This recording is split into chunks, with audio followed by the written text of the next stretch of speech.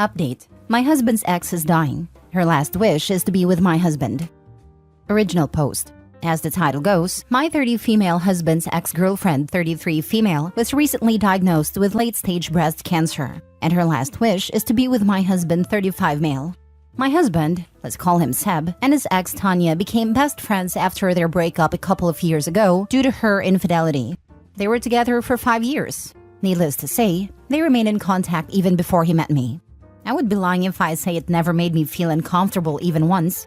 It did, and it still does, because Tanya is still in love with my husband. She never denied it, and in fact, would even call or message me when she can't get hold of Seb. Aside from cancer, she also has mental health issues. Thus, my husband would always tell me to be kind and patient. Seb is no longer in love with her, of course. She cheated, and Seb swore that he will never get back with her and that he only sees her as family. 2 weeks ago, my husband received a call from Tanya to tell him about the sad news. My husband cried with her and told her everything is going to be okay. They were on the phone the whole day. I need to mention that Seb and I moved to Australia a few months ago because of my job, and Tanya is in Canada. They mostly talk via long-distance call or WhatsApp. They've been in contact almost every day since we left, which always bothers me, but what can I do? After that call, my husband told me everything. To be honest, I felt bad for her and I genuinely feel sad. I asked him what's going to happen now, and Seb told me he's going back to Canada, which is a shock. He then told me that her last wish is to be with him. I didn't say anything except, what about me? He said if I can't leave my job, then he's going to visit me whenever he gets the chance. I walked out without saying anything. I've been avoiding my husband since the phone call, and have been ignoring him whenever he tries to bring up the conversation. Yesterday, I found out he already bought a ticket and is flying back home in January. I feel like he's abandoning me, but at the same time, I feel that I'm selfish for hating both of them. I'm honestly thinking of getting a divorce because obviously he's choosing her over me, but at the same time, I thought of why my husband is so attached to her. Seb considered Tanya and her family like his own, as he doesn't have one. She's probably like a sister to him now, but Tanya doesn't feel the same. She's madly in love with my husband, and him granting her wish will surely make her think they still have a chance. My entire life I've been putting others first. I've been very patient and understanding about their weird relationship. I feel sick, confused. I want to call her, yell at her for ruining my marriage, for trying to steal my husband from me, for using her sickness to get what she wants, for being a bee. I'm so mad at both of them. What did I do to deserve this? Now for the top advice before reading the update. First, her request is manipulative, inappropriate, and unreasonable. Second, info needed. By be with her, what does that mean? Like just be there to hold her hand or to be intimate or what? Third, I would straight up tell your husband that if he chooses her, that your marriage is likely over, especially if her request includes intimate interaction. That was my thought also. Even if it's to just be with her, she's gonna try to bang that husband. Please, just once more. I'm dying. Yep, I think husband showed his true feelings here with his choice. Is he working? How will he pay for the visits? How kind of him to say he will visit his wife when he gets a chance. Is she even terminal? She has mental health issues. Did she just create this cancer out of desperation? As far as her marriage goes, it doesn't even matter. Your husband Seb has made his decision, and OP's definitely not at the top. She was a placeholder, while Seb's sensitive feelings for healing from old girlfriend cheating. OP, it's time for divorce, unless you can accept what you know. Seb needs to get his priorities in order, and sadly for OP, he seems to have shown his hand. A year from now, we will be reading about the Great Canadian Miracle. Yeah, I'm totally on train BS with her terminal cancer. I think it's a ploy to win him back, and all of a sudden she's cured. I'm sorry that happens to you. To be honest, he's shown you who his priority is now. I understand that Tanya's dying, but deciding that he will leave and come visit you, his wife, while taking care of his cheating ex-girlfriend in a different country? That's too much for me. Not to mention he bought the plane tickets without discussing it with you. Sure, you've ignored him, but his decision to go back without talking it out with you is the cause of this problem. Who in their right mind would ask a married man to care for her just because she's dying? I noticed that you said Tanya's his only family, but you're his family too. This is pretty much it. You can try and talk him out of it. You can give him an ultimatum. You can even go with him if he can work remotely. No matter what though, you know for a fact that he is willing to go without you. I'd recommend giving him some time. There is still 2 months until his flight, to see if he comes to his senses. He did just find out someone who is important to him is dying, and may not be thinking totally straight. The day he leaves, though, begin packing up his things and put them in storage. Send the divorce paperwork to him in Canada. Edit/mini update. Thank you all for your comments and messages. I didn't expect my post to get this much attention. All I wanted is to get this off my chest so I can focus on work and other things. I've been a mess, and being in another country with no one, only my husband, is making my situation worse. While some people think that Tanya might be lying about her condition, unfortunately she's not. She was originally diagnosed a couple of years ago and has been on a treatment for it. Only recently she found out it progressed and is now refusing further treatment. I'm sorry I wasn't too clear about this. My husband said she's giving up. In fact, she wanted to give up a long time ago, but her family, including my husband, wanted her to fight. Is going back to Canada to be her support as per her request. Seb did suggest that I go back home with him, but my job here in Australia is a dream come true for me and I can't just abandon it, especially not for her. I know that divorce is the wise decision here. My husband obviously can't let go of her, and we can't build a life together if he has a baggage. I love my husband so much, to the point that I endure all of these 30 years. Thinking of divorce makes me feel like I'm dying, and I don't know if I will ever be ready for letting him go. I haven't talked to my husband yet, but I think he already knows what's going to happen. I apologize for everyone is asking for an update. As many have guessed, I am not a good communicator, which is why the situation got this bad. I am partially to blame for letting this happen to me, to us, but I already contacted a lawyer to know the next step. Again, thank you everyone for your comments and messages. It made me feel better. I feel horrible for wanting to stop a dying person's wish, and for being mad with someone who's helpless, but you all are right. I should also think of myself. Now 40 updates over a year later. First of all, I apologize for those people who's been messaging me in the past year asking for an update. I was a mess after what happened and couldn't talk about it even to my family. I was reminded of this post because someone messaged me on this Reddit account today. It's been over a year and a lot has happened. And I think I'm now ready to talk. Seb did end up flying back to Canada January last year. Before he flew, we talked about the situation, and I told him I've been in contact with a divorce lawyer. He was surprised. He said he didn't expect me to leave him just because he needs to be with his family. I remember at a time all I felt was anger. I was so mad that he's making it sound like I'm the bad person. Nevertheless, the conversation didn't end well. He left without any closure, but he said he will be back in March. I was left alone. January to March last year was the darkest days of my life. I knew I did nothing wrong, but I ended up blaming myself for everything. I hate to admit, but I canceled a meeting with my lawyer as I started to doubt if I really want to leave him or not. I love him so much to the point that I'm willing to accept him again when he's back. During the entire time he was gone, he rarely called to check on me. I had to call him most of the time. I know, I'm dumb.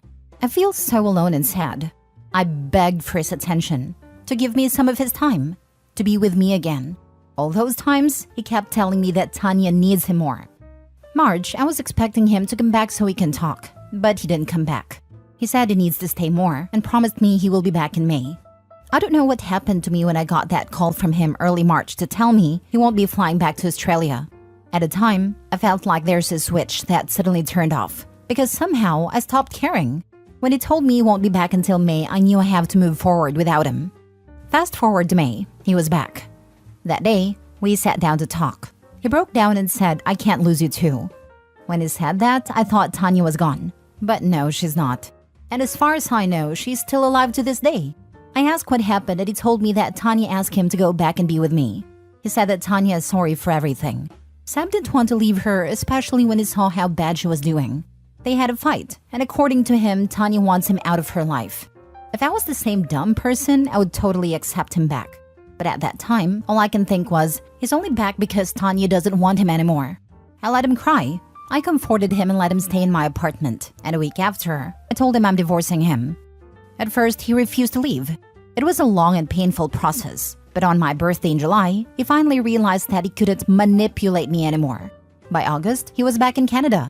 Divorce is not finalized yet, but we have been separated since he left. He tried to contact me several times last year. Tanya also tried to contact me. Everyone, including my family, tried to convince me to give him a second chance. But that day in March, when I finally came back to my senses, I knew nothing can make me change my mind. As of now, I'm doing fine alone by myself. I got promoted last year and moved to a bigger apartment near the beach. I've found new friends and recently getting into Pilates. I've traveled Australia and New Zealand and met some amazing people.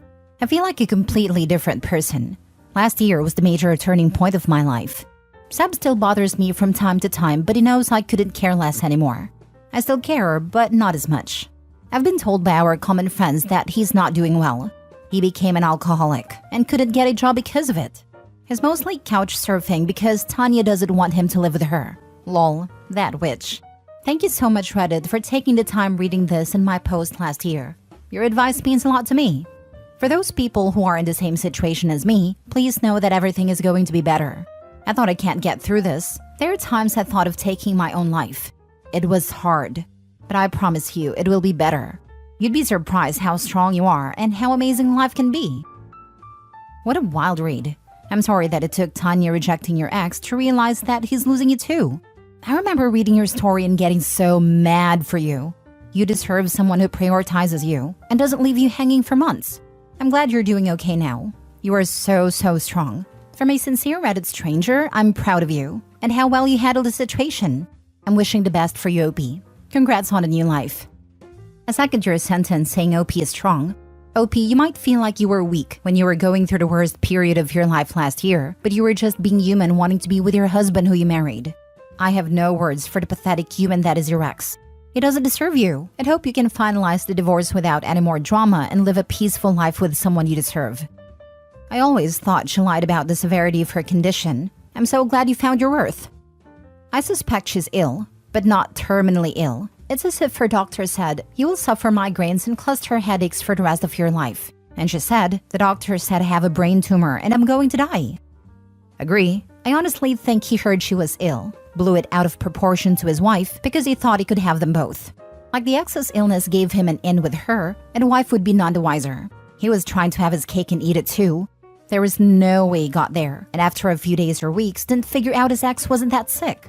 He went MIA on his wife through that whole time because he couldn't talk to her, because other people were listening and he wouldn't have been able to keep his lies straight. Hugs. I am curious if Tanya was ever really dying. I'm glad you are moving forward and living your best life. My aunt had an advanced cancer. Doctors gave her 6 months max. She lived for 2 years. Sometimes the time does not match, but the end comes sooner or later. A friend of mine was given 6 months and was still hanging on after 6 years. She told me she was waiting for her kids to be in a place of acceptance that it was her time to die. OP, I am glad that you are living a life that you want and prioritizing yourself and your happiness. Last story. A planned pregnancy turned my husband into a monster. It feels like a cruel joke. Years before I met my husband, I was in such a toxic, abusive relationship that it almost ended my life. I spent years in therapy, bettering myself, figuring out why I accepted that type of love. I stayed single for years, and once I started dating, I made sure to keep an eye out on all red flags. Heck, I even took things slowly when there was nothing but green flags. Thanks to my ex, I was familiar with love bombing. I met my husband at work event and things just fell into place. I opened up and explained my past trauma and let him know that if we were going to date, that it would require a slow pace and patience. I won't say that he was perfect, but he was always kind, compassionate, and cared. We dated for about 5 years, engaged for 1, and married for a little over 3 years now. We recently bought our second home together. We both got promotions at work, so we sat down and talked about kids. He wanted a big family, and I only wanted 1 or 2. We agreed on 2, and we started trying. I didn't take long, and here I am 6 months pregnant. Still working, have swollen ankles and a back that won't stop aching. Other than that, I've been very happy and have what I thought was a supportive husband. 3 weeks ago, I found out that he was having an emotional affair and honestly probably a physical one. When confronted with the evidence, he admitted to not being attracted to me while pregnant. I'm wrecked. I haven't gained a necessary weight. I still take care of myself, even with the morning sickness that hasn't gone away. He's not sorry about it, but told me that I was being overdramatic when I cried. He is staying with his family until he can find a home to rent. He doesn't want to get a divorce. He's saying after the pregnancy is over, we can go to therapy and fix things. I don't want to. I cannot physically look this man in the eye anymore without feeling disgust. I have a text from him saying that he's my only option because no man wants to date a single mom. I'll be talking to a lawyer and figuring out how to divorce him. I just wanted to vent into the void today. For now, I'm going to DoorDash for some nuggets and a Frosty from Wendy's and be okay if I gain 5 pounds from it. Thanks for listening/reading. Now for the top comments. I swear these guys deserve an Oscar for hiding their true selves for so long. I would go as no contact as you can, if possible. Stay strong. You do not need that kind of nonsense in your life. Literally, this is so sad. This is why I get so mad when some people blame the women in similar stories, saying they should have chosen better. Like how? She was misled/manipulated into thinking this was the best choice. I wish the best for OP. I like to think I am pretty switched on. I own my own house, etc. I'm not dependent on anyone. But I managed to get into 2 consecutive relationships with horrible control freaks with serious issues. The second one was a full-on nasty gaslighter, etc., etc. He was the perfect boyfriend for months, until he wasn't. Then he was very difficult to get away from. It took me 2 years. I didn't turn him into one. He was already one, and manipulated the situation until he thought you were trapped. The fact that he thinks he can just drop out while she deals with pregnancy and birth, and then just pick back up afterwards, tells me you're 100% correct here. And he wanted what? A football team? Was he gonna step out every single pregnancy? Delusional. Guy's a downright manipulative jerk. He's feeding you lies of manipulation and putting blame on you being pregnant. You can do better and deserve better. He is not your only option. Love yourself and your child. Get out now and safely to have a healthy and happy relationship with your child.